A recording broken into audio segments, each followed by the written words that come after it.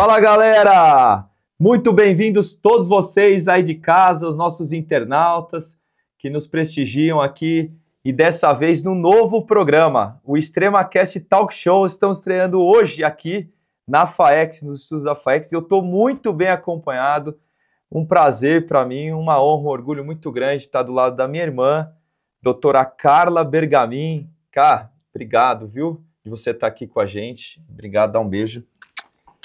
Minha irmã Carla, quanto orgulho eu tenho de você estar aqui. Deixa eu falar bem no final, para a gente se emocionar no final. Mas eu estou muito feliz hoje, muito feliz de estar aqui com vocês todos e realmente a gente poder falar sobre um tema tão importante. E eu já vou falar que é algo importante para a vida de todos vocês. Eu tenho certeza que vocês vão querer assistir até o final. Não deixem de compartilhar para as pessoas esse link aí embaixo, para que mais pessoas tenham acesso sobre informações importantes, que é o objetivo maior de todos nós aqui nesse programa, que a gente traz coisas sobre extrema, assuntos importantes, fala sobre saúde, e hoje, gente, é muito importante, porque é sobre obesidade e emagrecimento. Então, a gente vai realmente falar coisas muito interessantes. Fiquem com a gente. Olha só, eu vou apresentar primeiro a Carla. Eu não sei se eu te chamo de K, de doutora Carla, né? Mas eu vou chamar ela de K, tá bom? Porque é o jeito que eu chamo ela em casa carinhosamente. Mas a minha irmã, ela é médica, endocrinologista, formada na Escola Paulista de Medicina, é uma universidade federal lá em São Paulo, fez doutorado também pela Escola Paulista, é especialista em endocrinologia pela Sociedade Brasileira de Endocrinologia. Ela hoje é coordenadora do curso de medicina na Faculdade de Medicina em Sorocaba. Qual que é o nome mesmo? Unifacens. Unifacens. E realmente é uma referência, gente. Ela tem uma formação exemplar, de realmente uma pessoa que hoje tem dado aulas em congressos no Brasil inteiro, fora do Brasil também, participado, está realmente super atualizada e participando da parte acadêmica da endocrinologia e vai nos trazer informações preciosas aqui hoje. Muito bem-vinda. Obrigada. Depois dessa apresentação tão querida, né? Vamos falar bem bonitinho sobre obesidade e, se Deus quiser, poder compartilhar informações importantes, com bastante ética e usando a endocrinologia de verdade. Muito bom. Olha que é o objetivo. Eu fui aqui, né, meio atrapalhado, ela já foi no ponto, rápido e objetivo. Pessoal, galera, 1 bilhão de pessoas no mundo sofrem de obesidade. No Brasil, 60%. É uma epidemia, não é isso, cara? Um problema grave de saúde pública que afeta tantas pessoas. E eu acho que o que a gente tem que primeiro perguntar para você, pessoal de casa, poder saber, qual a causa da obesidade? Por que a gente, né, se torna obeso? Esses números realmente são muito alarmantes, porque tem sido uma crescente. Então, mais de 60% da população brasileira e no mundo está acima do peso. E isso vem acontecendo por todo o estilo de vida e pela parte genética, né? Ninguém é gordinho porque quer ser gordinho, né? Então, assim, tem a parte genética, que é muito importante. Sempre no consultório eu falo, ai, doutora, mas tem um amigo que come mais que não sei o que, ele continua magro. Então, tem essa parte, sim, que a gente herda, mas também tem muito do estilo de vida, o quanto que a gente faz atividade física, a alimentação equilibrada e muito das horas de sono que tem sido falada, desse estilo de vida corrido, que a gente não tem tempo para nada, do estresse. Então, realmente é uma doença multifatorial, né? Não tem uma causa disso, mas talvez todo esse estilo de vida, toda essa vida corrida, todas as horas de sono, todas as nossas válvulas de escape comprometidas e a parte genética influenciam, então, nesse aumento crescente, alarmante da obesidade. O que eu mais ouço, cara, no consultório, às vezes os pacientes chegam para mim e falam assim, principalmente aqueles pacientes que ou trabalham em escritório, né, ou sentados a maior parte do dia, ou aquelas pessoas menores ali, né, mais baixinhas, que têm menos atividade, elas falam assim, mas eu como pouco o dia inteiro, eu como super pouco, mas eu tô sempre acima do peso, é a coisa que eu mais ouço, né, e aí eu fico sempre, falo assim, olha, um pedreiro, por exemplo, que trabalha, ou um trabalhador braçal da roça, da lavoura, por exemplo, esse faz atividade o dia inteiro, né? Isso influencia muito. Sim, influencia, mas também tem a outra questão que muitos falam assim: "Ah, mas é que eu não como quase nada". Às vezes, e principalmente agora que tem esse home office, que a gente come, tem muitas telas, celular, computador, a televisão, tem muita gente que tem televisão na cozinha, né, às vezes a gente come e não percebe. Então muitos pacientes comem sem perceber, mas o fato é que existe uma alteração do quanto a gente come e o quanto a gente gasta. A gente precisa ter esse ambiente de comer mais do que gastar, mas não é só isso. Então existem outros fatores que influenciam. Então isso da atividade física muito, mas as horas de sono tem sido muito falado, os horários que a gente come, a alimentação, a qualidade da alimentação é muito importante. Tem outra coisa também que no consultório falam: "Doutora, mas eu tô comendo aveia, eu como granola, como castanha, abacate", são alimentos super saudáveis, mas que tem caloria. Então também a gente tem que ver a qualidade do alimento, mas o quanto de calorias ele proporciona pra gente. E no final do dia, se essa quantidade de calorias for muita, a gente talvez vá ganhar peso. Então uma coisa também que tá na moda: "Ai, eu não como mais pão francês", porque estão demonizando o pãozinho francês, mas eu como 5 ovos. Cada ovo tem 60 calorias. Um pão francês tem 140 calorias. Então, se eu comer 5 ovos, eu vou estar comendo 300 calorias, como se eu comesse 2 pães franceses. Então, a gente tem que pensar na qualidade do alimento, mas também a gente tem que pensar nessa quantidade de calorias ingeridas. Quer dizer, tudo é o gasto e o consumo, é isso? Exato, O gasto, consumo e o consumo. gasto. Então, por Isso. exemplo, se eu comer no dia, ao longo do meu dia, 2.500 calorias e eu gastar com exercícios ou o meu metabolismo basal para o corpo funcionar e tudo mais, 2.000 sobra 500 calorias. Isso vai virar obesidade. Exato, isso a gente vai depositar mais quantidade de calorias, né? É. E aí, o que é muito importante, né? Esse depósito. Então, isso é uma outra coisa que tem sido muito falada, é uma coisa mais técnica, mas é muito importante, que vai ser nessa consequência da obesidade. O que é? É o quanto que a gente consegue estocar dessa quantidade de energia que a gente não gastou. Então esse estoque, ele é feito dentro do tecido adiposo. E esse tecido adiposo tem nos trabalhos como se fosse uma banheira. O quanto a gente consegue estocar isso não tem a ver assim, sou gordinha, sou magrinho, né? Então tenho 150 quilos e eu tenho uma banheira grande. Não. Então às vezes eu tenho bastante peso, mas minha banheira pode ser pequena. E às vezes eu tenho pouco peso e minha banheira pode ser grande. Isso quer dizer o quê? Que eu consigo estocar bastante energia, essa quantidade de ácidos graxos, de gordura dentro dessa banheira. Quando essa banheira não é capaz, esse limite da banheira é genético e ele também é individual. Quando eu ultrapasso esse limite de estocagem, eu começo a depositar essa gordura ectopicamente, então num outro tecido que não é ali dentro do tecido adiposo. Isso é importante porque nossos maiores estoques são em músculo, pâncreas e fígado, e isso vai causar uma resistência à insulina, que está muito na moda também. E a resistência à insulina, a insulina é aquele hormônio que pega o açúcar de dentro do sangue e põe dentro da célula, que é o hormônio do diabetes. Quando a gente tem uma resistência insulínica, a gente faz um processo inflamatório muito importante, com várias alterações metabólicas, e a gente acaba formando mais LDL, que é o colesterol ruim, mais triglicérides, menos HDL, que é o colesterol bom. A gente causa mais hipertensão, porque a gente absorve no rim mais sódio, mais glicose, a gente tem um aumento da circunferência abdominal, a gente pode ter lesão de células beta-pancreáticas com alteração da secreção de insulina, causando mais diabetes. Então a gente tem um combo. Então o paciente com obesidade, e principalmente essa obesidade abdominal, a gente tem um combo de gordura no fígado, de alterações de colesterol, de hipertensão, de diabetes. Então é um paciente que aumenta muito o risco cardiovascular. E aí está a grande importância disso da obesidade, porque a obesidade, ela mata. A obesidade não é só o ser gordinho que vai ser ruim porque eu não estou me sentindo bem. Não é só na performance, mas o paciente obeso ele morre mais. Ele morre mais de doença cardiovascular, ele morre mais porque eles têm 33 tipos de cânceres que acontecem mais por causa da obesidade.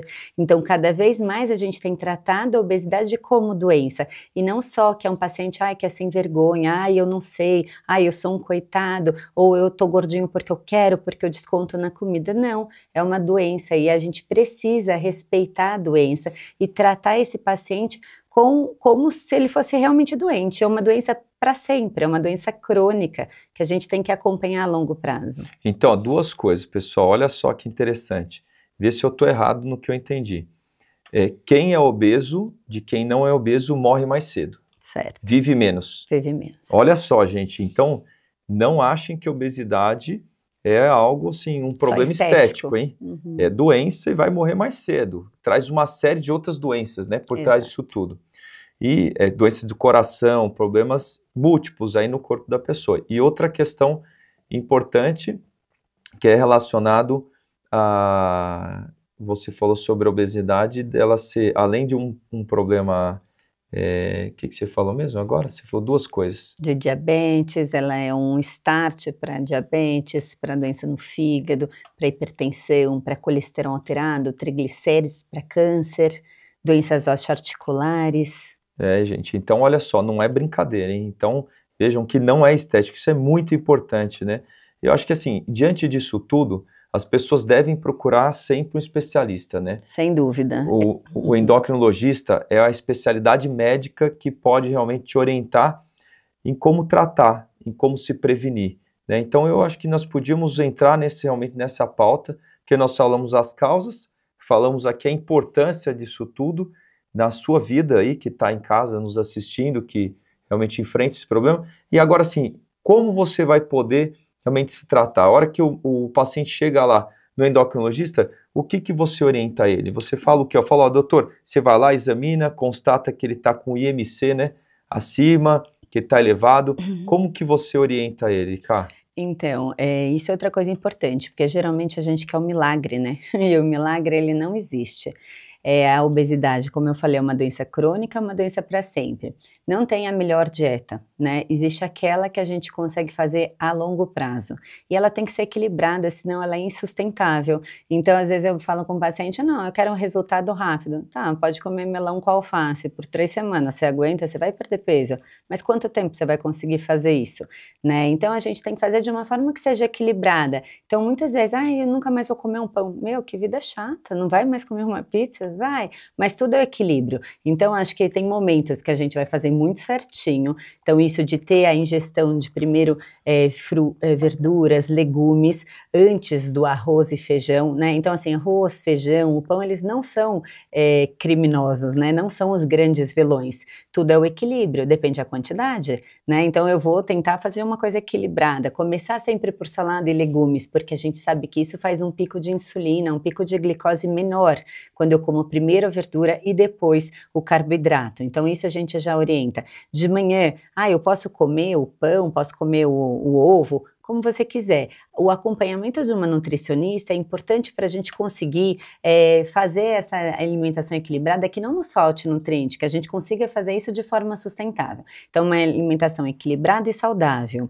Atividade física regular, tem sido recomendado 150 a 300 minutos por semana de atividade física aeróbica para os pacientes, principalmente para esse risco cardiovascular. O acompanhamento de um médico especializado que possa te orientar e não vem com milagres. Então, as multiervas que a gente tem várias reportagens mostrando o uso do chá verde, o chá milagroso de 50 ervas, e muita gente com hepatite fulminante, com doença renal. Então, é importante que a gente use as medicações que são aprovadas para o tratamento da obesidade. E aí tem outra coisa que tem sido muito abordada, os padrões de alimentação, os padrões alimentares. Por quê? Tem medicação que serve mais para um tipo de padrão alimentar e tem outras medicações que não funcionam tanto. Então, qual que é a sua característica? Hoje a gente tem individualizado o tratamento do paciente com obesidade, porque a gente sabe que tem aquele paciente que é o beliscador, que come o dia inteiro. A gente tem um paciente que come grandes quantidades, ele não belisca, mas ele faz uma montanha, 2 montanhas, arroz, feijão no almoço e no jantar. A gente tem aquele paciente... Eu sou os dois, por exemplo, serve? Além de eu comer muito nas refeições, eu belisco o dia inteiro. Mas daí a gente acaba na academia e mantém o corpinho. Compensa no exercício. Exato, só que isso é complicado também, porque se você tiver qualquer lesão, então eu sempre falo isso, eu tenho um paciente que fala, não, então eu posso comer quanto eu quiser, porque daí eu me mato na academia, mas e se você se lesionar, como que vai ser?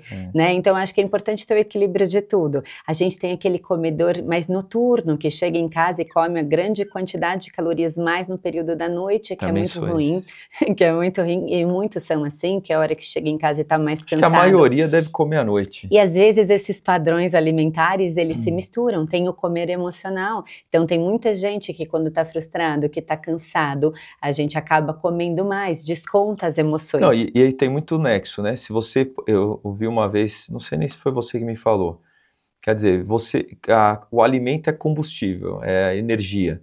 Então se você chega em casa à noite, você vai dormir, você vai pôr o carro na garagem, aí você vai lá, enche de gasolina, enche de energia, come à noite e você não vai gastar nas próximas horas, não é esse o raciocínio? Você vai comer à noite para dormir?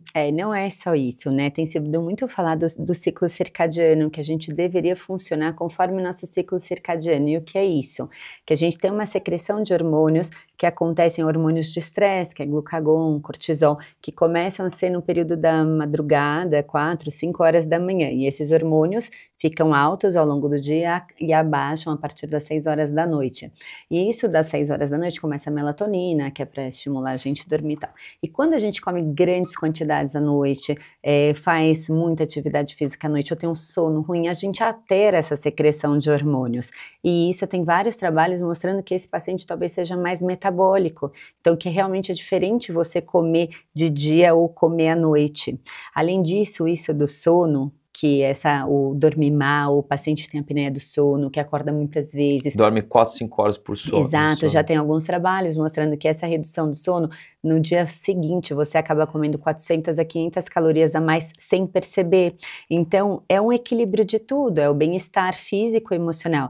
E isso do comer emocional, que a gente estava falando, esse paciente que desconta, é muito triste também, porque ele se sente muito culpado, geralmente, né? Então ele tem isso de se sentir culpado, exato, e aí a gente pode ter os riscos de bulimia, anorexia, as outras doenças desencadeadas por isso. Então a gente tem também um transtorno, que é outra doença de compulsão alimentar, aquele paciente que come desenfreadamente, que não consegue parar, que também tem que ser tratado. Então a gente tem vários remédios, e dependendo desse perfil é onde a gente vai escolher. E aí eu queria falar um pouquinho já disso, desses vários remédios que estão na moda, que é o Ozempic, né, que todo mundo toma Ozempic, o Ozempic está quase na água. E o Ozempic, é bom a gente lembrar que ele não na bula, ele é um tratamento de diabetes, mas ele é uma medicação que retarda o esvaziamento gástrico, e ele também tem receptores centrais que diminuem o prazer do comer. Então ele tem duas ações, tanto uma física, que retarda o esvaziamento gástrico, que faz com que o paciente se sinta empachado, e aí os efeitos colaterais são esses, mais refluxo, mais alteração de arrotos, de alteração intestinais, e também a gente tem esse bloqueio central, então tirando o prazer do comer. Então a gente tem os dois mecanismos, e está muito na moda, mas a princípio é aprovado para o tratamento de diabetes. Assim, e uma outra questão que são os medicamentos para tratar a obesidade, né? Eu me lembro antigamente que se usou muito a sibutramina, outros medicamentos tratavam a ansiedade, aí a pessoa conseguia diminuir a compulsão ali para emagrecer. E hoje estourou aí as canetas, né, emagrecedoras, como o Ozempic e tudo mais. O que você pode orientar o pessoal de casa sobre o uso, até de certa forma indiscriminado, sobre o uso dessas canetas emagrecedoras? Certo, então assim, na realidade, como que funciona o tratamento medicamentoso da obesidade? Então ele é indicado naqueles pacientes que têm um índice de massa corpórea maior que 30, ou se a gente tem um índice de massa corpórea, que é o IMC, de 25 a 30, mas tem colesterol, pressão alta, gordura no fígado, mais alguma comorbidade. Então essas são as indicações. Sempre o estilo de vida tem que ser abordado, então atividade física, alimentação equilibrada, o acompanhamento multidisciplinar, porque às vezes a gente come as emoções, então a abordagem do psicólogo, a nutricionista orientando, o educador físico, então sempre é um conjunto que isso com certeza vai trazer mais sucesso para o tratamento. Então a gente tem aprovado no Brasil de tratamento medicamentoso a sibutramina, o Orlistat, a liraglutida, que é o Saxenda, e agora, mais recentemente, o Contrave, que é uma associação de bupropiona com naltrexona. E aí, como eu havia falado, a indicação dessas medicações tem muito a ver com o padrão alimentar. Então, a liraglutida, que é a classe dos análogos de GLP-1, que é o mesmo do Ozempic, né, que estão colocando o Ozempic até na água agora, né, para o tratamento da obesidade. Lembrando que o Ozempic é aprovado para o tratamento de diabetes. A liraglutida é a parecido, que é da mesma classe, mas é o uso diário, todos os dias, e esse é aprovado para obesidade. O Ozempic, que é uma vez por semana para o tratamento do diabetes, vai ser lançado agora em agosto. Eu vou até participar desse lançamento, vai ser lá no Rio de Janeiro, da medicação que chama Wegovy. É a mesma da Ozempic, mas é a semaglutida, que é uma vez por semana, e aí foi aprovado para o tratamento de obesidade. Então a gente vai ter o Wegovy, o Saxenda, o Contrave, a sibutramina e o Orlistat. O Contrave é indicado para aqueles pacientes que têm um comer emocional. Então, os pacientes que têm a fissura, que é mais forte que a gente, a bupropiona e a naltrexona são os remédios do Contrave que são para o tratamento de alcoolismo, do tabagismo. Então, são aqueles pacientes que descontam, que tem a coisa da recompensa, exato. E a liraglutida, a semaglutida para os pacientes que comem grandes quantidades, mas também tem esse mecanismo de perder um pouquinho o prazer no comer. Então, assim, os padrões de alimentação, eles se misturam, que é o que você falou, eu como bastante, mas às vezes eu belisco também. Então, a gente tem que avaliar cada caso e tentar indicar o melhor tratamento para que a gente tenha sucesso nesse... E importante dizer que não é todos que têm que usar remédio, né? Tem as suas indicações específicas e quem pode realmente passar o medicamento é o médico, né? É o médico especialista, porque o que está acontecendo hoje no Brasil inteiro é a automedicação. Esse é o problema maior. E tem riscos, nenhuma medicação é inerente de risco, todos os remédios têm efeitos colaterais, né? E eu acho que isso que é um ponto que a gente tem que chamar a atenção do pessoal de casa, né? Sem isso dúvida. É muito importante. E olha só, uma questão que, voltando um pouquinho, sobre a questão alimentar ainda, no tratamento, né? Porque se falava muito em alguma época, mas agora está na moda o remédio para emagrecer. Antigamente existiam aquelas dietas radicais. Como só um específico proteína, dieta de não sei o que. Cetogênica. Né? Cetogênica, livros especializados, mas é o que você falou, não sei se eu estou errado no que você nos orientou aqui, cara, que não adianta, você vai manter isso por quanto tempo? Você vai comer só isso pro resto da tua vida? Então isso é uma ação que você vai fazer na tua vida por quanto tempo? Então isso não é uma coisa que se sustenta a longo prazo, não é isso? Exato, e a gente tem que entender o quê? Que a célula de gordura, quando você cria ela, nunca mais ela morre. Então você criou a célula de gordura, ela fica lá. Você vai emagrecer, essa célula vai murchar, mas ela nunca vai morrer e ela sempre vai tentar dar o bote e voltar naquilo que ela era. Então ela tem essa memória. Então por isso que é importante... Sanfona? Por isso que tem tanto efeito sanfona, não adianta a gente fazer um milagre por 6 meses e voltar, você vai voltar. E muitas vezes falam assim, mas é que o remédio, eu tomei remédio, daí ele faz eu engordar, eu paro o remédio, ele engorda. Não é o remédio que faz engordar, é porque você voltou aos seus antigos hábitos. Então tudo que a gente faz, já tem trabalhos mostrando isso, e não é o remédio, mesmo que você mude sua alimentação, e você diminua a sua ingestão calórica, e você tenha um emagrecimento, se você voltar a ser quem você era, você vai ter esse efeito rebote, independente de usar remédio. Então sempre essa célula de gordura tenta te dar o bote no sentido de voltar ao que ela era. E quando a gente tem um emagrecimento de 10 a 15% de peso, já tem também trabalho mostrando que o paciente fala assim, o remédio não está mais funcionando. E não é que o remédio não funciona, a gente começa a secretar hormônios orexígenos, que a gente fala, são hormônios que dão fome. Então, porque o organismo, ele sempre é programado para reter energia, como se fosse o homem da caverna. Então, ele sempre tenta voltar aquele peso anterior para uma situação de proteção do peso. Então ele não sabe que emagrecer é importante ali naquela situação ou que vai ser mais saudável. Então ele sempre tenta voltar a estocar. E por isso que é tão difícil emagrecer e se manter magro, porque o organismo faz com que a gente tenha mais fome, faz com que a gente tente voltar àquele peso inicial. Faz todo sentido, né, gente? Então, olha, reeducação alimentar, com bons hábitos de vida, bom sono, esse é o melhor modelo. Existe a possibilidade do medicamento, né, em casos específicos de se tratar, a Carla falou sobre os medicamentos que hoje estão aprovados pela Anvisa, né, no Brasil, e não podemos deixar de perguntar assim, doutora, quando que eu posso ou tenho indicação de fazer cirurgia bariátrica? É uma pergunta que me fazem no consultório, né? Pessoas que já estão há tantos anos ou ganharam muito peso. Sim, então a indicação de cirurgia bariátrica é quando a gente tem a falha desse tratamento clínico e quando o paciente tem um IMC maior que 40 ou maior que 35 com as comorbidades de artrose em joelho, de gordura no fígado, de hipertensão, de diabetes, e aí a gente tem os resultados de perda de 30 a 40% de peso e melhorando muito todas essas comorbidades. Então é uma boa alternativa também para os casos que têm Para indicação. os indicados, Agora não pode exatamente. aquela pessoa que nunca tentou fazer um tratamento de reeducação, ou nunca tentou nada, nem foi numa endócrina, nutricionista, já querer ir direto num cirurgião fazer cirurgia bariátrica. Exato, por quê? Porque também tem a abordagem do estilo de vida. Ela perde a cirurgia depois. A gente opera o estômago e não a cabeça, e por isso que talvez essa abordagem multidisciplinar é tão importante. Então, mesmo que eu vá para uma cirurgia bariátrica, eu preciso ter o acompanhamento endocrinológico, psicológico, nutricional, porque eu vou ter que continuar com essas medidas a longo prazo. A gente tem visto muitos pacientes que mesmo com a bariátrica voltam a ganhar peso. E não é fácil, gente. Não é só por causa da questão da saúde, o quanto que ela vai ter de consequência na vida dela, em riscos de outras doenças, coisas graves, mas também autoestima e assim por diante.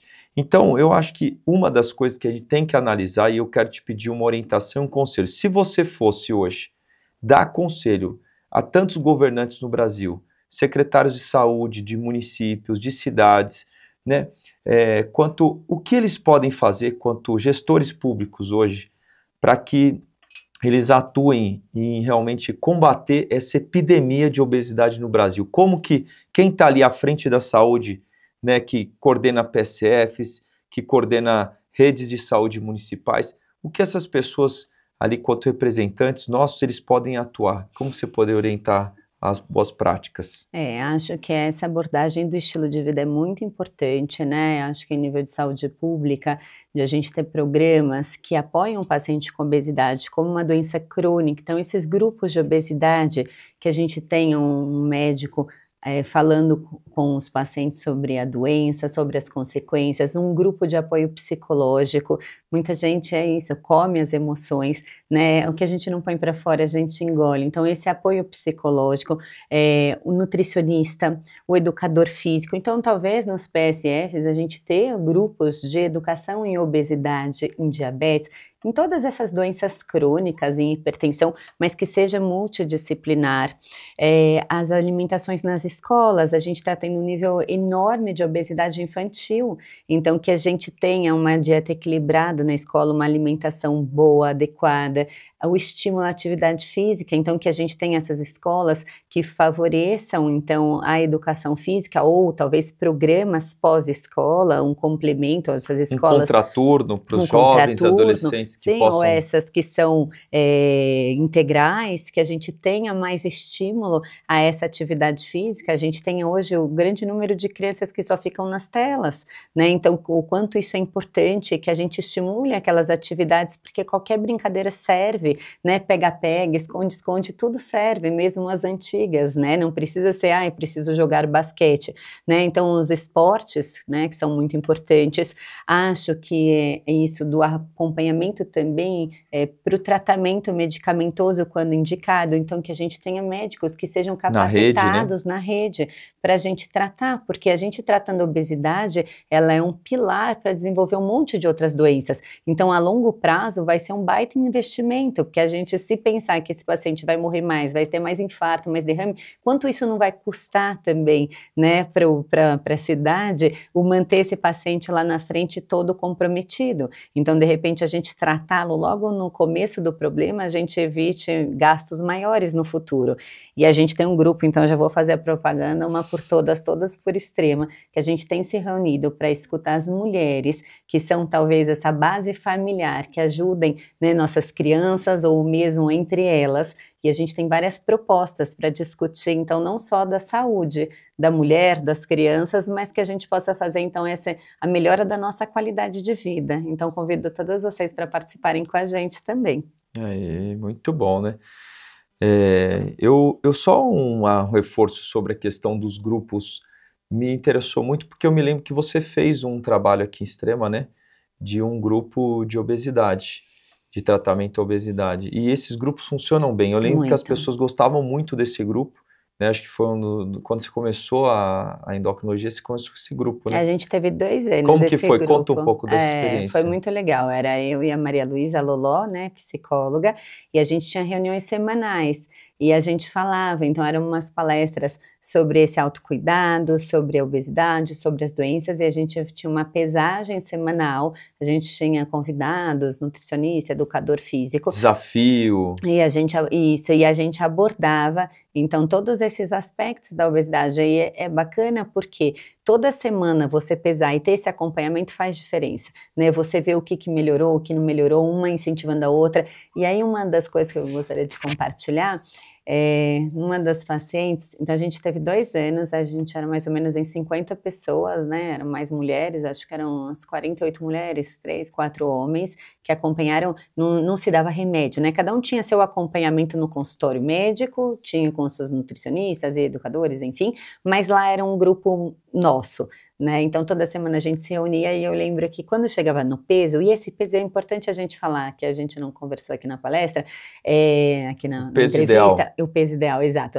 Nosso grupo chamava peso ideal. E hoje a gente tem falado muito isso, o que é o peso ideal? Então a gente não usa mais isso do IMC, eu tenho que chegar nesse peso para estar o ideal. Se a gente tem a perda de peso de 10 a 15% de peso e a manutenção disso a longo prazo, isso já é sucesso, né? Então a perda de 10 a 15% do peso já melhora muito todas as nossas comorbidades, porque é muito fácil a gente chegar, estou com 120 quilos, doutora, eu tenho que chegar nos 60, eu não vou conseguir nunca, né? Então já chega desanimado. Então não, esse paciente tem 120 quilos, se ele perder 10 a 15%, então se ele sair dos 3 dígitos, para nós já é sucesso. Isso melhora muito a qualidade de vida e muito o desfecho nas outras doenças, nas comorbidades. Então, voltando ao nosso grupo, o peso ideal, e a gente perguntava, eles tinham uma meta, que na verdade era a meta pessoal deles, onde eles queriam chegar. E uma das pacientes, tinha 120 e poucos quilos, e ela chegou nos 88, que era o peso dela.